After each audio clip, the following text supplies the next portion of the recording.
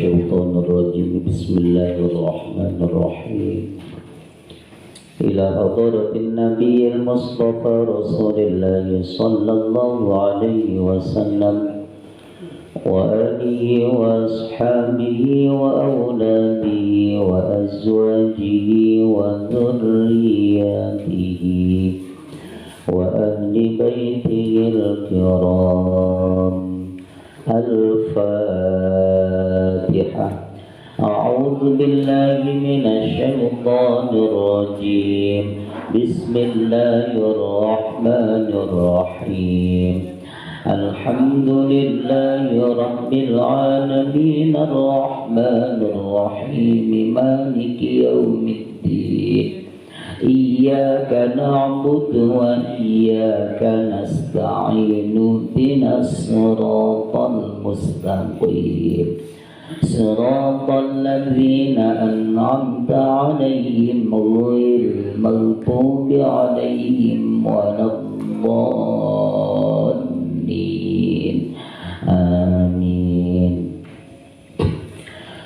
ثم إلى حضرة جميع إخواني من الأنبياء والمرسلين وإلى الملائكة المقربين والكروبين والشهداء والصالحين والعلماء العاملين وجميع أولياء الله تعالى من مشارق الأرض إلى مغاربها برها وبحرها من يمينها إلى شمالها.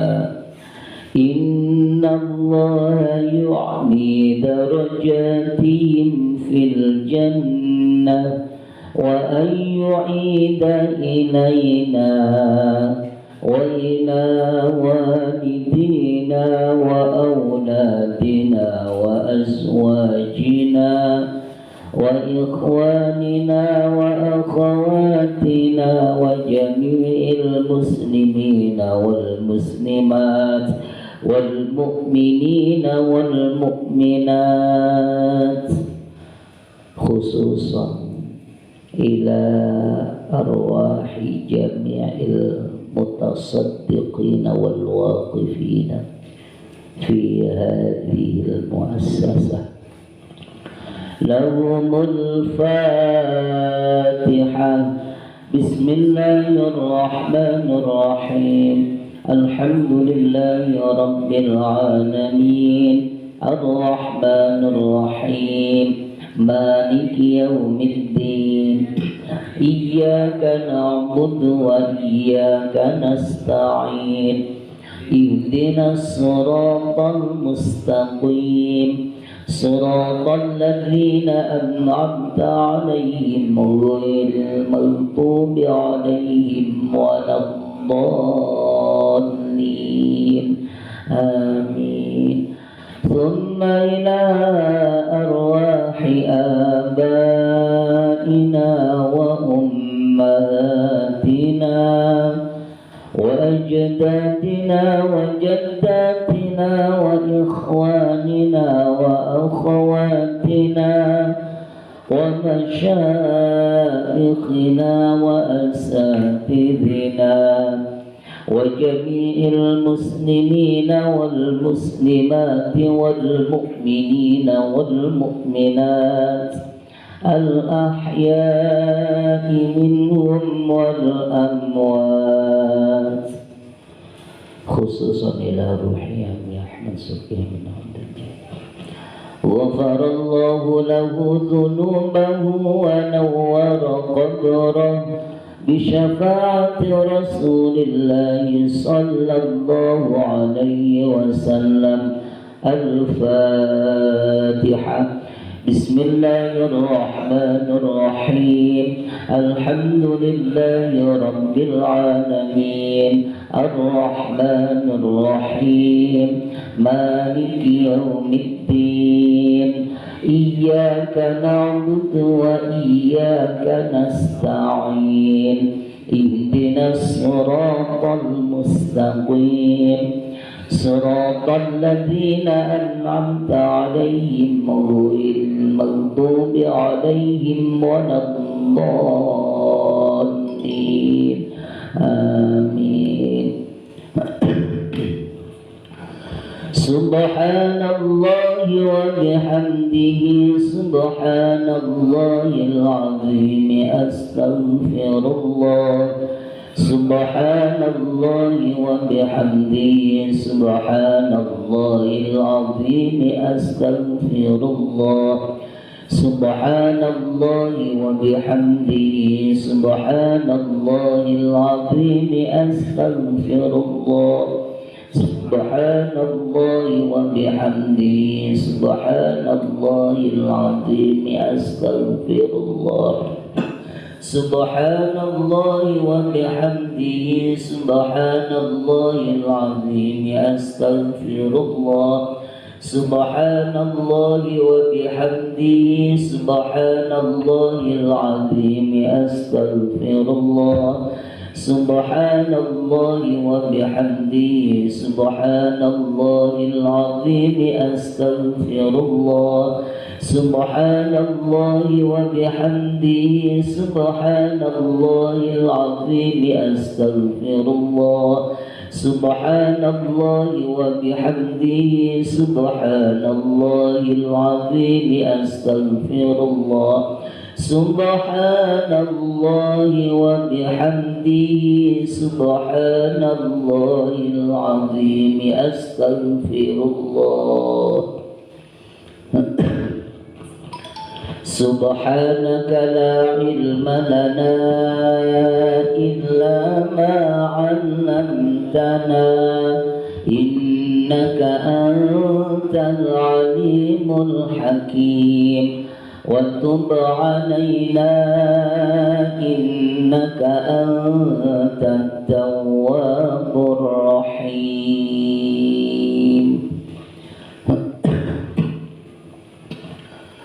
بسم الله الرحمن الرحيم. Kitab Bulughul Maram, hadits yang ke-36, masih dalam bab wudu. Bismillahirrahmanirrahim.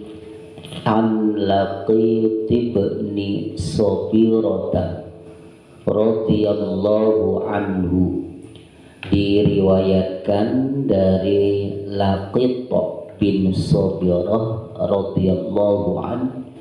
Qala, ia berkata, qala Rasulullah sallallahu alaihi wasallam, Rasulullah sallallahu alaihi wasallam bersabda, asbihil wudu'a, sempurnakanlah wudu, wa khallil bainal asabi'i, dan selaklah bainal asabi'i, antara jari-jari, wabali, dan sampaikanlah fil istinsyaqi, di dalam menghisap air ke hidung, illa antakuna shaiman, kecuali kamu orang yang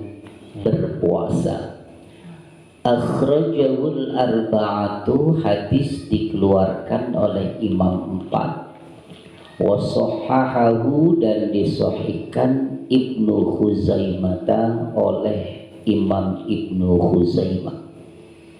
Wa li Abi Dawud fi riwayatin, dan bagi Imam Abu Dawud di dalam satu riwayat, idza tawaddata famadmid, jika kamu berwudu maka berkumurlah. Bismillahirrahmanirrahim. Dalam persoalan wudu kita semakin menyempurnakan. Ada perintah dari Rasulullah agar kita menyempurnakan wudu. Hukumnya apa menyempurnakan wudu ini? Hukumnya istihbabu isbaghil wudu, disunnahkan. Jadi hukum menyempurnakan wudu supaya wudu kita bagus itu hukumnya sunnah. Karena prinsip dasarnya sepanjang rukunnya kita jalankan, sepanjang syaratnya kita lakukan, maka ketetapan wudu itu sah. Namun ada penyempurnaan sebagai fadhailul amal, kesunahannya itulah yang pada akhirnya wudu kita mendapatkan predikat sempurna. Yang kedua, itu yang pertama, status hukum menyempurnakan wudu. Yang kedua, masyru'iyatu takhlilil asabi'i liyasilal ma'u ila dakhiliha.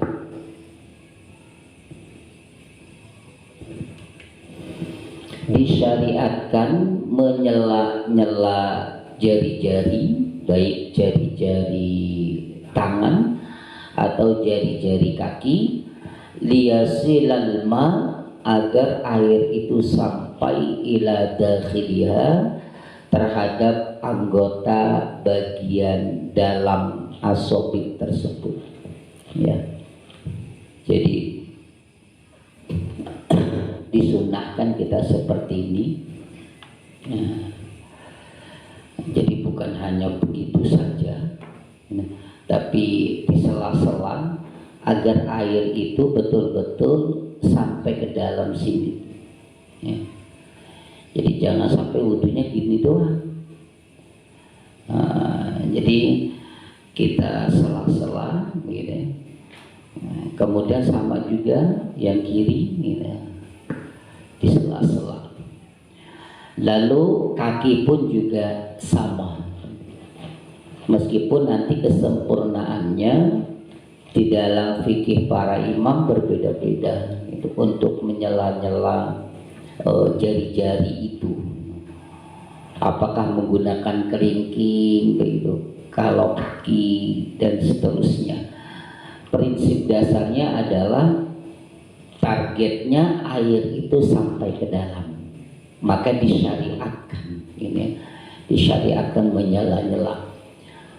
Kemudian yang ketiga, bagi yang tidak berpuasa ini disyariatkan atau dianjurkan mubalaghah di dalam istinsyaq.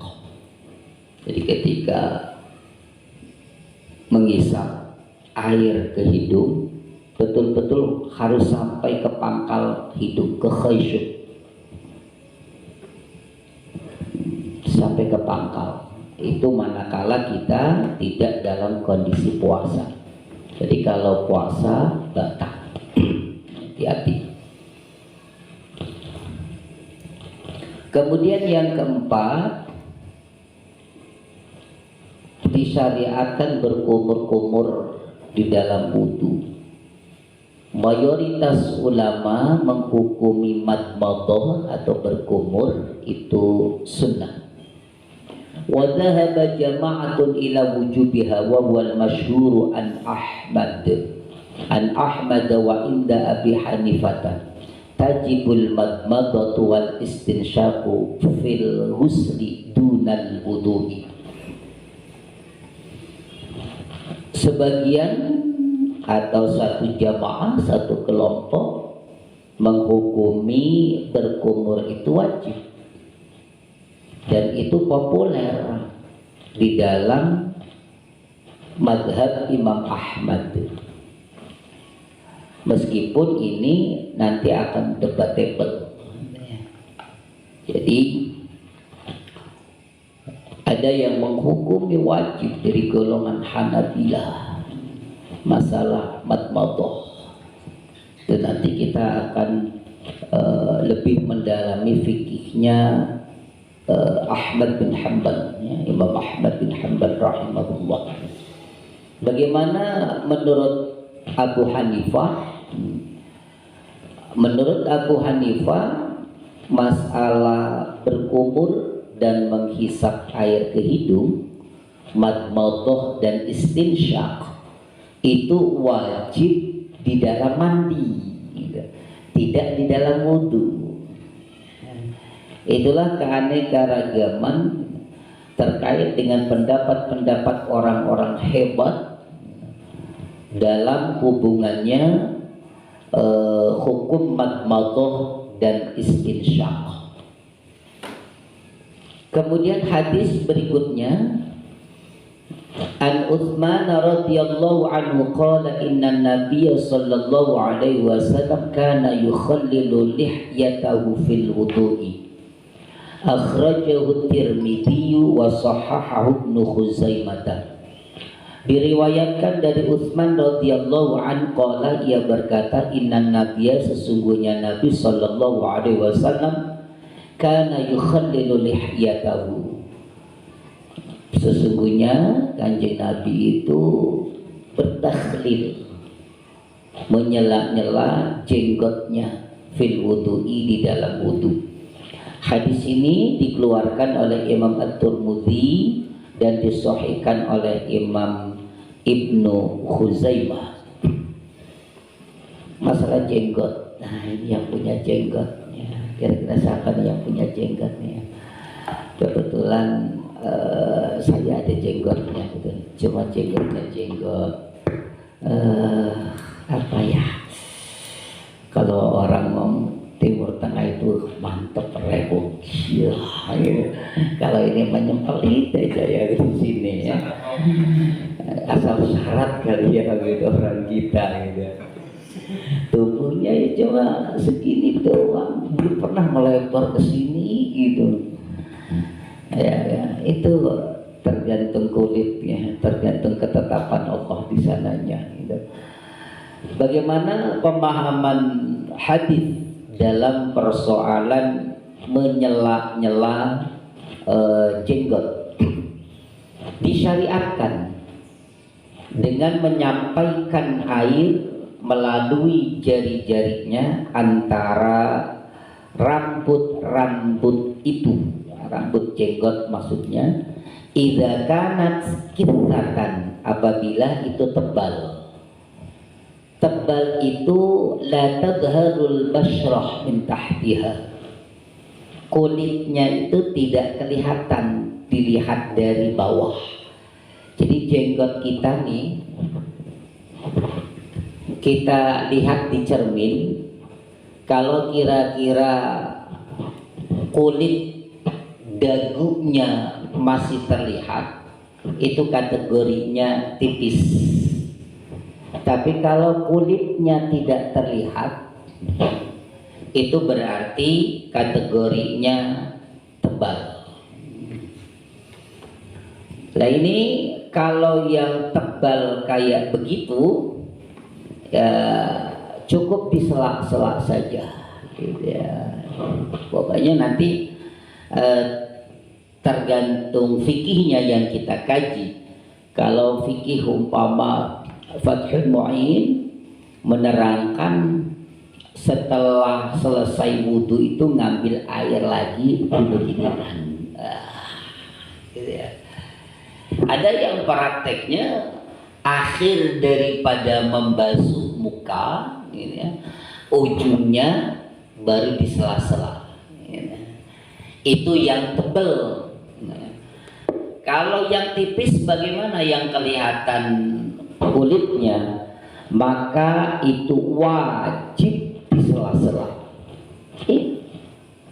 Kalau kita kategorinya tipis, sela-sela. Kalau kira-kira tebal, ya di sela-sela itu disyariatkan saja. Artinya disunnahkan begitu. Karena kalau tebal ya susah. Nah, kita mungkin sayang Kang Wanda nggak hadirnya. Kang Wanda tebal dari sini sampai. Nah, itu amat, masukin air itu lumayan ekstra dulu. Maka karena dipandang itu susah, hukum juga fleksibel, nggak harus Allah itu, enggak, cukup di sela-sela saja, sela-sela manis gitu ya, kecuali yang tipis ya, yang tipis baru wajib ya. Karena kulitnya terlihat ya.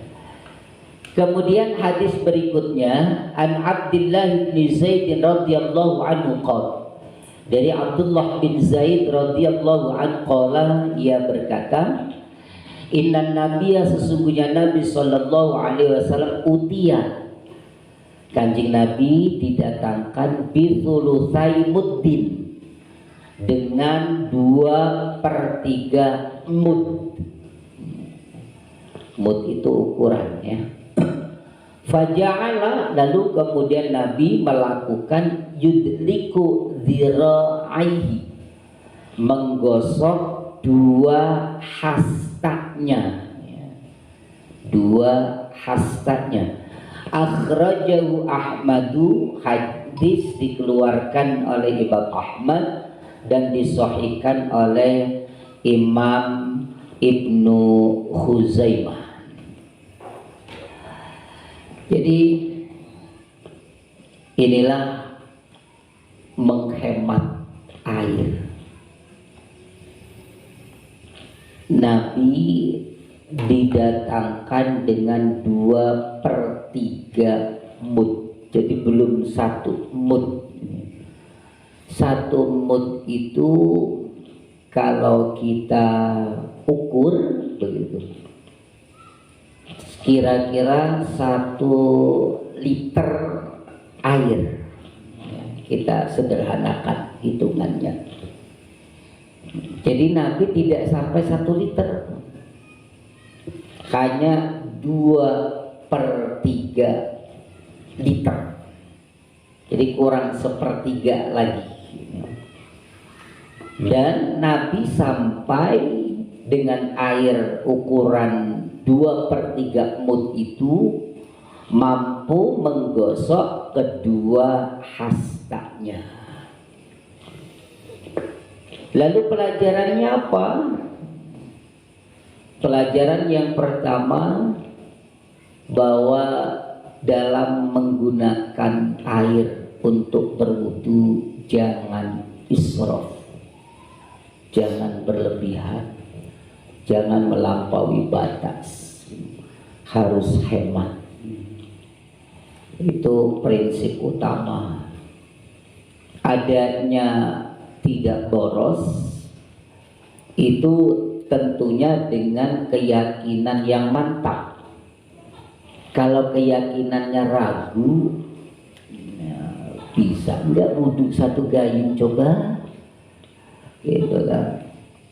Kang Agus ngambil segayung, kena wudhu segayung, bila segayung, lamun kira-kira 1 gayung itu sudah melebihi 1 liter gitu ya, atau memang ukurannya pas 1 liter ini, dipakai untuk wudhu, dijamin kurang. Tapi kalau yakin betul-betul air itu bisa merata, maka bisa. Prakteknya yang macam-macam. Jadi pernah ada di dalam dunia maya, ada ustadz yang mempraktikkan digayung begitu, lalu kemudian diambil melalui tangan gitu. Nggak jadi persoalan dalam status hukum, nggak apa-apa. Yang dipersoalkan itu nanti ketika kita setelah membasuh muka. Pertama kan perbuatan atau rangkaian wudhu itu membasuh mencuci telapak tangan. Ini kan sunnah. Sunnah itu tidak akan mempengaruhi status air, walaupun dikopok juga apa. Tuh. Kemudian kumur ini tekniknya ada 3 variasinya. Ada yang sendiri-sendiri berkumur 3 kali lalu menghisap air ke hidung 3 kali. Ada yang 1 kali ambilan air, ini langsung kita menghirup dan juga berkumur.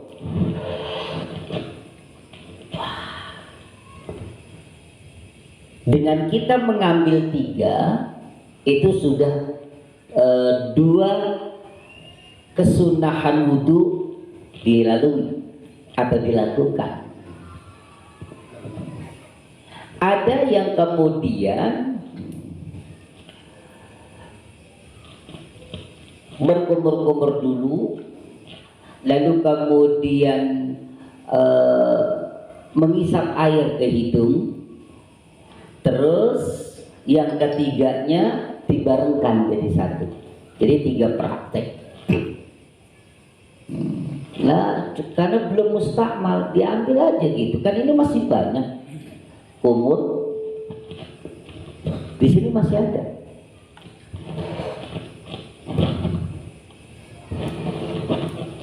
Selesai. Kemudian baru kita ambil lagi dari gayung yang kecil itu, masukkan.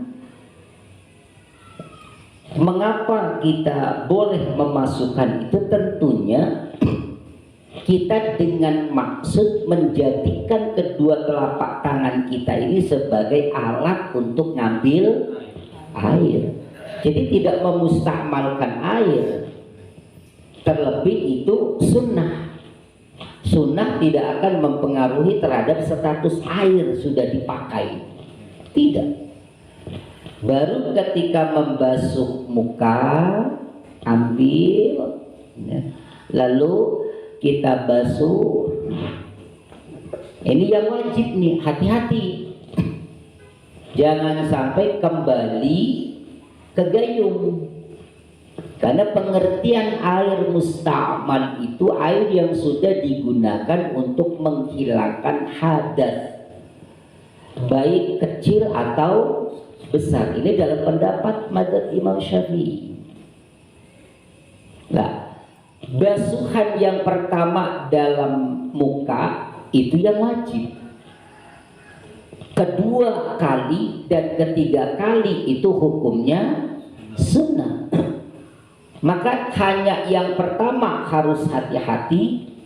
Air ini akan membuat kalau tercampur dengan air yang ada di gayung itu berarti mustakmal. Hati-hati.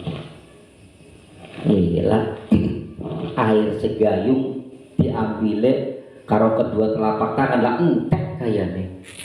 Udah cukup. Yang Agus, kok muka Agus mah badannya gede kan? Otomatis telapak tangan itu gede. Lah sekali diciduk tinggal seperapat doang. Tangan siji Kang Agus mendetek. Tangan siji seret.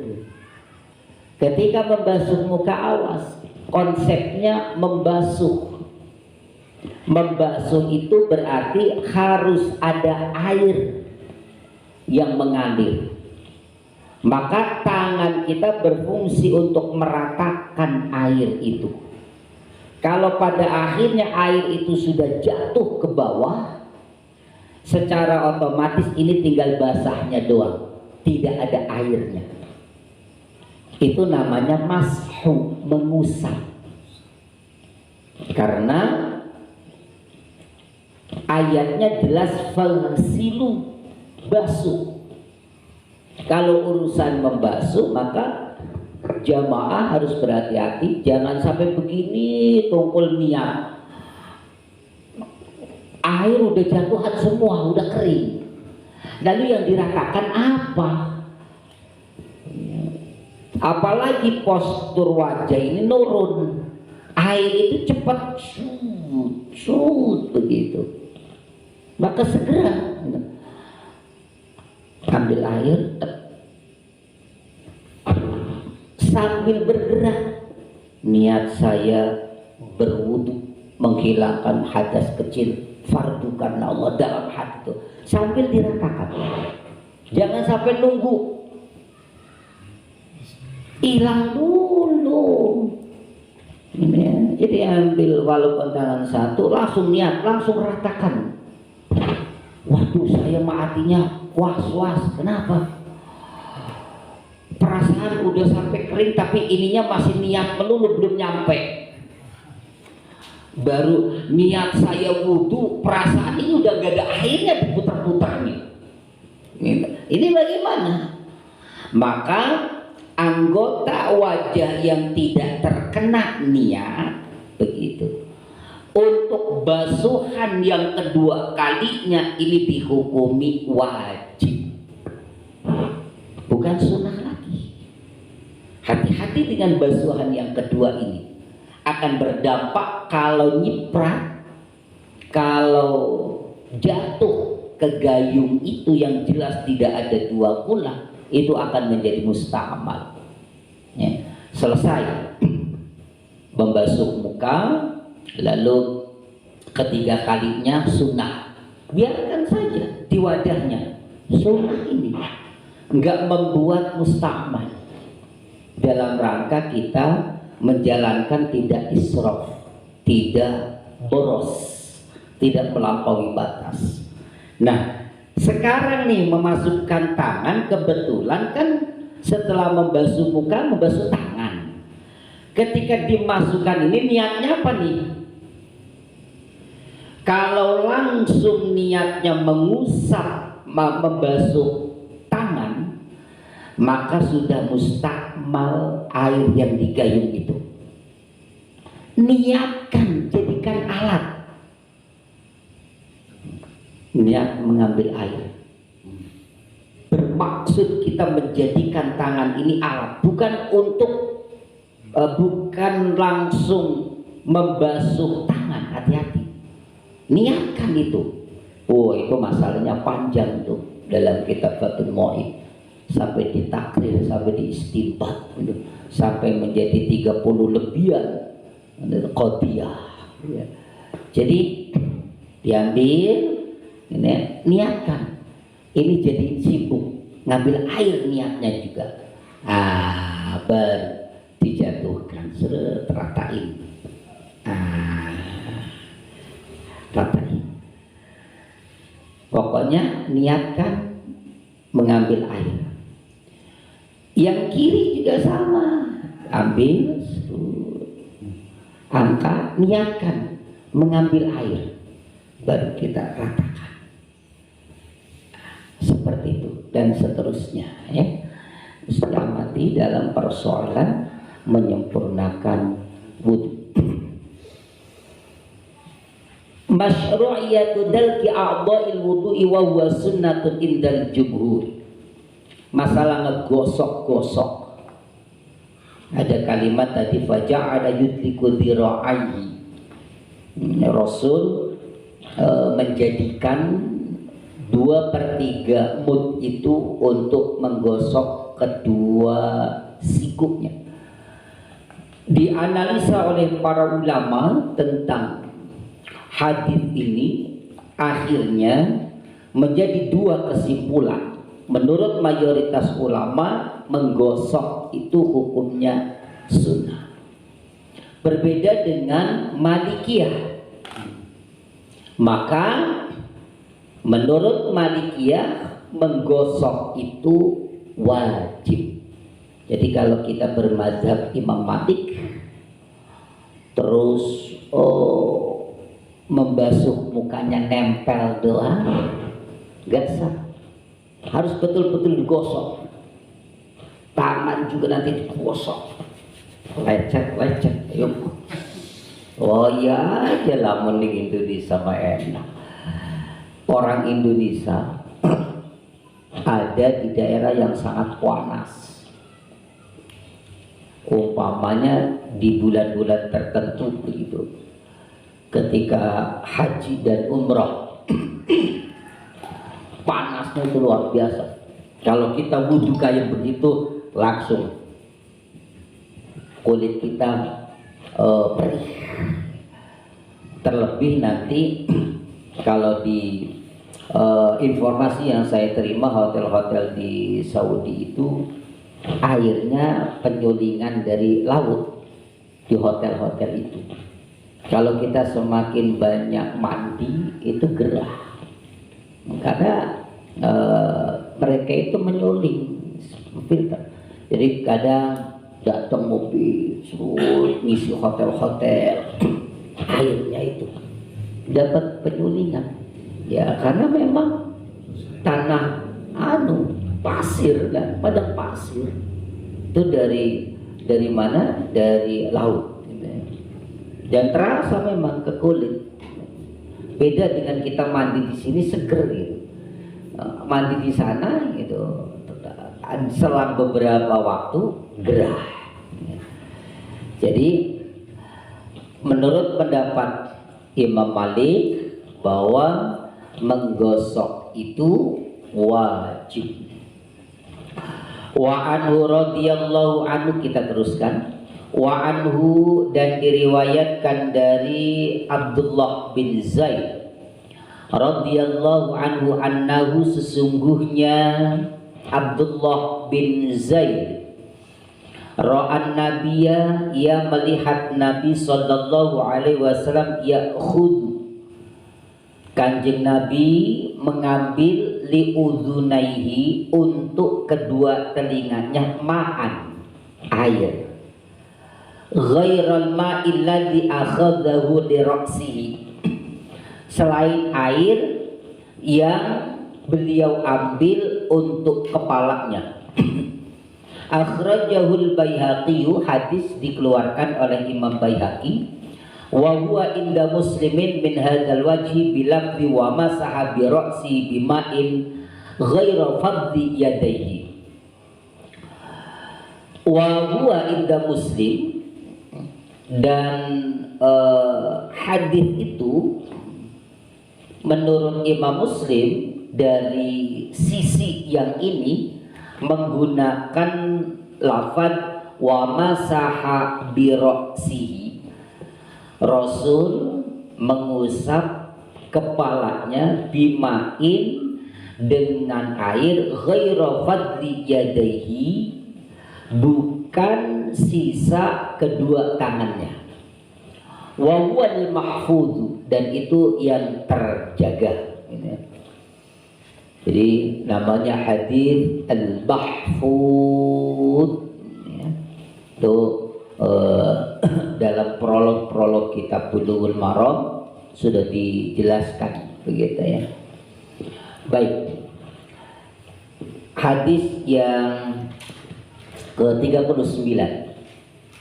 Simak dengan baik dan juga kita bandingkan dengan hadis yang sudah gitu, terkait dengan telinga. Kajian kemarin, telinga itu menurut Imam Ahmad dan Imam Malik gitu ya, bagian dari kepala. Kajian kemarin, maka membasuhnya juga wajib. Hadis ini yang dipakai oleh Syafi'iyah, prakteknya tidak digabungkan dan mengusap kedua telinga itu hukumnya sunnah. Nabi itu mengambil air untuk sengaja mengusap atau membasuh kedua telinga. Jadi bukan sekaligus seperti begini, kayak begini, tidak. Itu riwayat yang lain begitu. Sehingga para imam kemarin sudah dibahas dengan jelas. Imam Muslim ketika berbicara mengambil air yang berbeda, itu wa masaha bi ra'sihi, Kanjeng Rasul itu mengusap kepalanya dengan air, bukan air sisa membasuh kedua tangan. Nah, itu perbedaan riwayat Imam Muslim. Lalu kita bahas secara fiqhul hadisnya. Yang pertama, mengambil air baru untuk mengusap kepala tidaklah cukup menggunakan air yang ada di kedua tangannya ketika membasuh tangan. Diulang sekali lagi, mengambil air yang baru untuk mengusap kepala itu tidaklah cukup memakai air yang ada di dua telapak tangannya untuk digunakan membasuh kedua tangan. Iya, layak sih. Kita ambil surat aja, kita basuh, gak ada, gak ada air. Maka redaksi tadi ini luar biasa. Ketika mengusap kepala, jangan sampai mengandalkan basahnya tangan waktu membasuh kedua tangan. Diulang sekali lagi, awas jamaah. Kita sudah membasuh kedua tangan, ambil air, basuh. Kemudian umpama di sini masih ada air, apakah langsung mengusap kepala? Tidak. Nabi mengambil air lagi untuk mengusap kepala. Ini karena tidak cukup, mana jatuh, begitu. Ya ada. Kemudian yang kedua, akhdhu ma'in jadidin lil udunaini, mengambil air yang baru juga untuk kedua telinga, bukan air yang masih ada di dua telapak tangan bekas mengusap kepala. Tuh, inilah yang dijadikan dasar Syafi'iyah gitu. Ketika sudah mengusap kepala 3 kali, lalu mengambil air lagi untuk kedua telinganya, begitu. Dan ini dalilnya, mengambil air lagi. Kalau dalil yang sudah kita temukan itu dipakai oleh imam lain yang memberlakukan telinga ini bagian dari kepala, maka ketika mengusap kepala langsung ke telinga. Ya, saya kira itu. Kemudian ini masih tayamun, masih lama nih, gitu ya. Hadis satu lagi, hadis yang ke-40, biar nanti malam ke depan kita masuk ke hadis 41.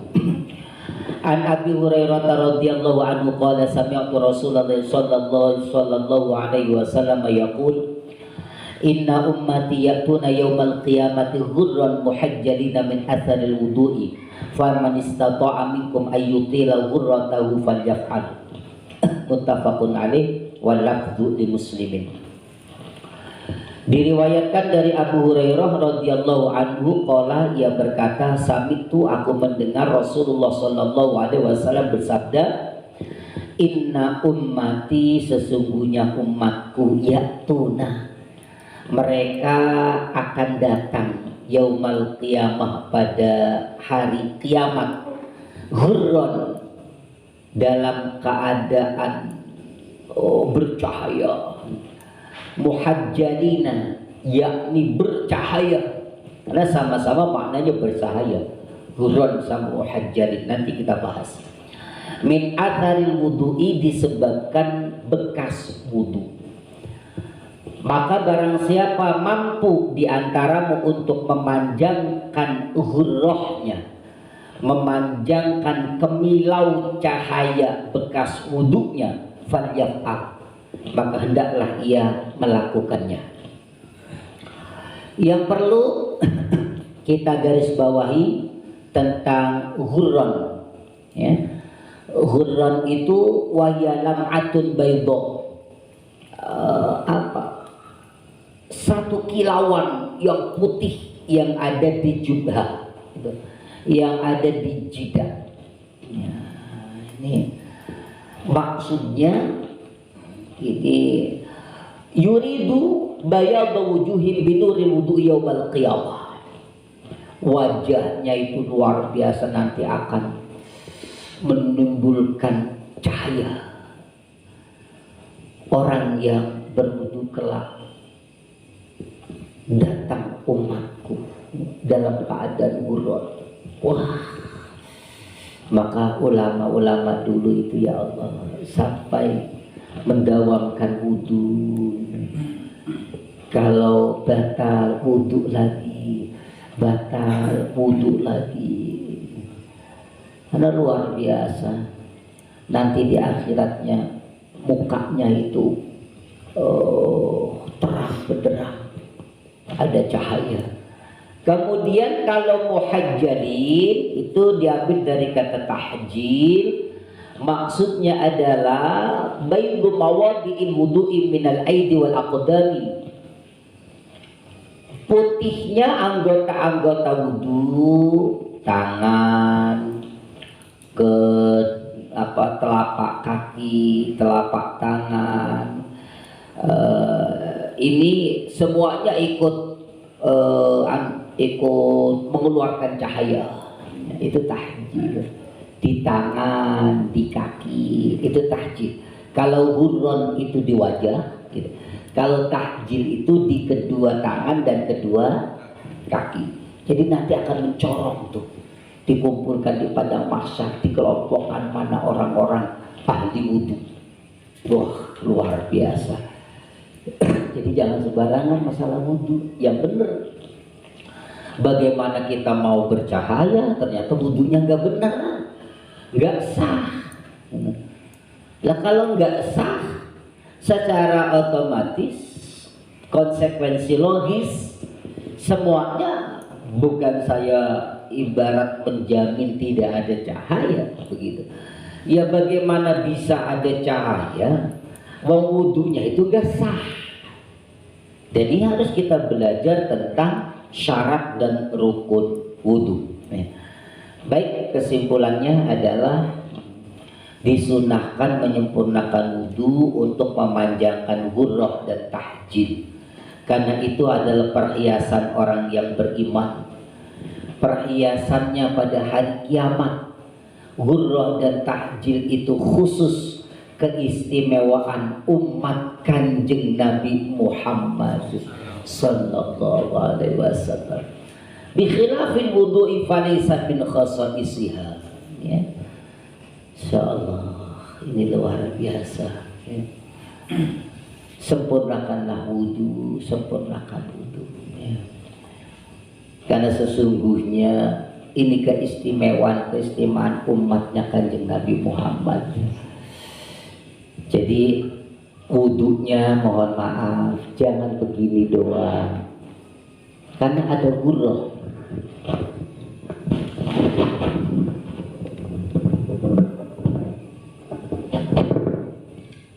Bagian wajah dari manbat sya'ri ila zakhmi, dari tempat tumbuhnya rambut sampai dagu, sampai dagu. Lebarnya itu dari pentol apa pentil ya, wis lah pentol mau pentil sama aja. Dari pentil telinga yang satu sampai ke pentil telinga kanan. Yang kecil ya sebut aja pentil gitu, masa pentol, kalau gede itu betul pentol gitu ya. Oh ini mau kecil gitu ya, bukan sentimen bukan ya. Lah ini persoalannya, khawatir dagu ini nggak kena, maka sempurnakan sampai pergelangan leher. Jadi mengusap air untuk muka, sampaikan sampai ke bawah untuk mengantisipasi supaya dagunya kena. Kalau ngepres kayak gini, takut dagunya nggak kena. Maka inilah yang disebut gurrah, sempurnakan. Gitu ya.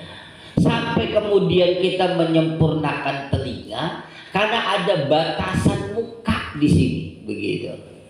Jadi harus memang hukumnya sunnah sampai ke sini. Sunnah itu ketika memang posisinya penting supaya menyelamatkan dagu ini terbasuh, baiknya kita sampai ke pergelangan leher. Sama dengan tangan, kemarin sudah kita singgung. Kalau ngepres sampai siku, khawatir sikunya itu tidak kena, maka lebihkan sekitar 1 cm 2 cm untuk betul-betul meyakinkan air itu sampai pada kedua siku. Inilah yang disebut tahjil, melebihi 2 cm. Kemarin sudah dibahas, jangan menggunakan dalil ini dipaksa untuk dipahami secara bebas. Barang siapa menginginkan bercahaya begitu, lalu panjangkanlah sisa wudunya. Jika mampu lakukan. Waduh, lah ini nggak main-main. Tangannya langsung dimasukkan ke kolom sampai pundak. Alasannya, wah, kata Nabi, kalau mampu memanjangkan lakukan. Hati-hati. Kita juga punya ketetapan ilmu fikih, di mana fikih itu standarisasinya atau hukumnya atau dasar hukumnya adalah hadis-hadis Nabi. Maka di sini diatur tidak sampai melebihi bahu. Ya, cukuplah kalau mau melebihkan 1/4 begitu. Tidak 2 cm 1/4. Jadi 1 telapak tangan boleh. Jangan sampai disanakan, nanti akan berbahaya ketika kita mengkaji ilmu fikih madzhabnya Imam Syafi'i ya. Kemudian yang kedua, kaki ya, kaki juga sama, lebihkan itu sampai melebihi mata kaki ya. Mau 1 dampal gitu, ataupun 1 cm atau 2 cm supaya yakin betul-betul ada melebihi itu, karena nanti yang itu akan kelihatan sisa-sisanya itu. Ya Allah, dari sini keluar cahaya. Dari tangan disisakan bapak-bapak tadi 2 cm. Ini kayak gelang, kayak petinggi kerajaan punya lencana biru. Dia akan menjadi cahaya. Kaki juga sama. Wah, luar biasa. Demikian kajian kitab Bulughul Maram.